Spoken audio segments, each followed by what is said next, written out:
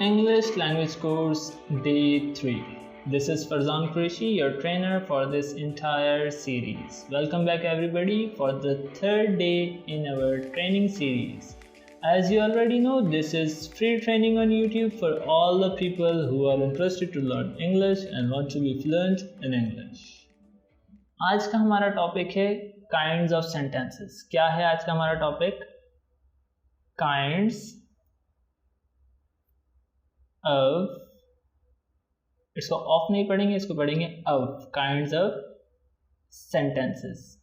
Sentences sentences यानी kinds कहते हैं. काइंड्स कहते हैं किसको? किस्मों को. किसको कहते हैं? किस्मों को. यानी आप इसको टाइप्स ऑफ सेंटेंसेस भी कह सकते हैं, यानी जुमलों की जो टाइप्स हैं, या फिर आप इसको इकसाम कह लें. काइंड मतलब किस्म और काइंड्स मतलब इकसाम.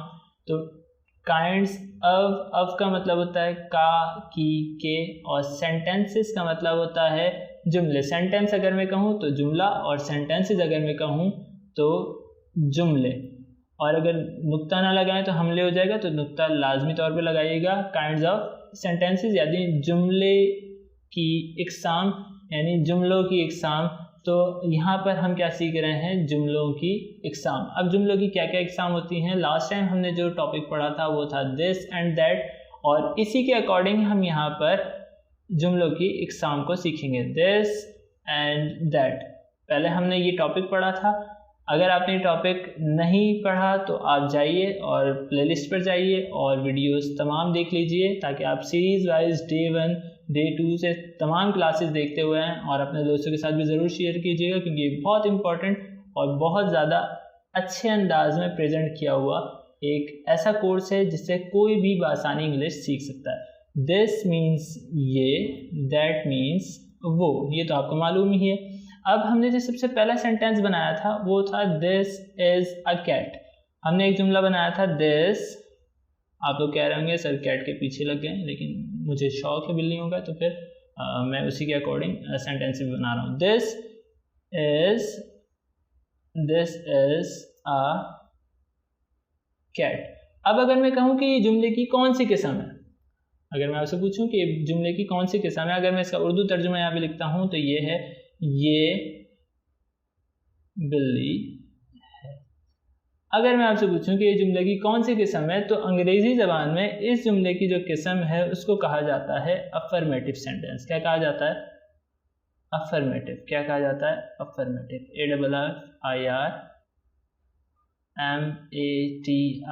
AFFIRMATIVE. Affirmative sentence. यानी इसको उर्दू में कहा जाता है बयानिया. क्या कहा जाता है? बयानिया. यानी आपने एक स्टेटमेंट दे दिया, एक सीधा सा आपने एक बयान दिया, दिस इज अ कैट, ये बिल्ली है, तो ये कहलाएगा अफर्मेटिव. क्या कहलाएगा? अफर्मेटिव.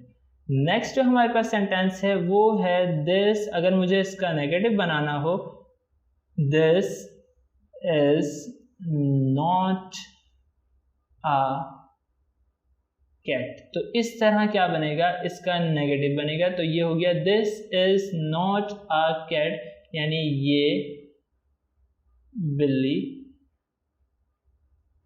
नहीं है. तो इस सेंटेंस को हम अंग्रेजी ज़बान में यानी इंग्लिश में कहते हैं नेगेटिव. क्या कहते हैं? नेगेटिव. और नेगेटिव को हम कहते हैं इनकारिया. क्या कहते हैं? इनकारिया. इसी तरह जो हमारे पास एक और जुमला अब मैं ऐड कर रहा हूँ इसके अंदर, क्लास के अंदर, ये यहाँ तक तो आपको मालूम है, आज आपको सिर्फ इसके नाम मालूम हुए, लेकिन दो टाइप्स अभी हम और पढ़ेंगे. वो है अगर मैं कहूँ कि क्या ये बिल्ली है, क्या ये बिल्ली है. अब मैंने क्या कर दिया? एक सवाल पुट कर दिया, इस वजह से मैंने एक सवालिया निशान लगाया. एक बात याद रखिएगा, जब भी अंग्रेजी में किसी जुमले के शुरू में क्या आ जाए, यानी क्या लिखा हुआ आ जाए, तो कभी भी व्हाट का इस्तेमाल नहीं होता. यानी व्हाट कतई तौर पर इस्तेमाल नहीं होगा. अगर आपने व्हाट इस्तेमाल कर दिया तो ये जुमला गलत हो जाएगा. इसकी एक सिंपल सी मिसाल ले लेते हैं. अगर मैं पूछता हूँ व्हाट्स योर नेम, आपका नाम क्या है, तो यहाँ पर भी आपका शुरू में आया है, क्या शुरू में नहीं आया. इस वजह से कभी भी जुमले के शुरू में अगर आपको क्या लिखा हुआ दिख जाए तो तो ये बात जहन में आपके फर्स्ट में आनी चाहिए कि व्हाट का इस्तेमाल नहीं होगा। तो फिर क्या इस्तेमाल होगा? अंग्रेज़ी ज़बान में सिर्फ तरतीब के बदल देने से मायने चेंज हो जाते हैं। क्या हो जाते हैं? मायने चेंज हो जाते हैं। जैसे दिस इज़ का मतलब है ये है, दिस इज़ नॉट ये नहीं है। इसी तरीके से अगर मैं यहाँ पे लिखता हूँ इज़ दिस, यानी इसको पहले लिखता हूँ और दिस को मैं लिखता हूँ बाद में, तो इसका मतलब हो जाएगा क्या ये है, यानी ये एक सवाल बन गया। अब ये क्या है? क्या ये बिल्ली है? Is this a cat? तो क्या मतलब हुआ कि अगर हम दिस इस को इज दिस करके लिख देंगे तो उसका मतलब और मफहूम और जुमले की किस्म बिल्कुल चेंज हो जाएगी। इज दिस अ कैट, अगर मैं यहाँ पे फिर मैं क्वेश्चन मार्क लगा दूंगा तो ये सेंटेंस की जो एक नई किस्म बन गई, इसे कहते हैं इंट्रोगेटिव। जो इंट्रोगेटिव वर्ड है वो निकला इंटेरोगेशन से, और इंटेरोगेशन का मतलब होता है तफ्तीश, और तफ्तीश सवाल जवाब पूछकर ही की जाती है। तो यहाँ पर हमारा सबसे पहले ये सेंटेंस कौन सा बन गया? इंट्रोगेटिव, INT,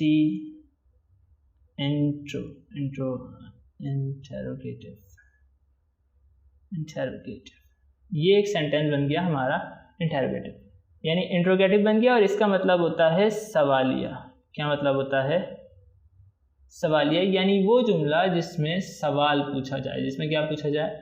सवाल पूछा जाए। अब बहुत सारे सवाल ऐसे होते हैं जिसमें इनकार शामिल होता है। जैसे अगर मैं कहूँ क्या ये बिल्ली नहीं है, नेक्स्ट क्या पूछा मैंने?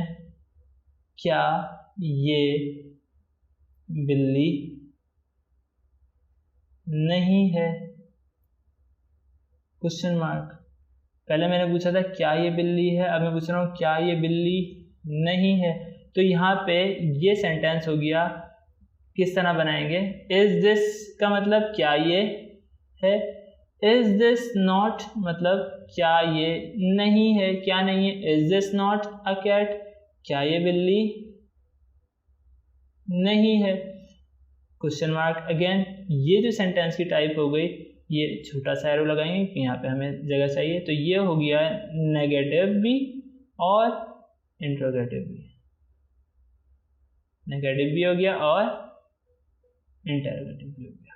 तो ये हो गया सवाल भी, यानी सवालिया, और इनकारिया,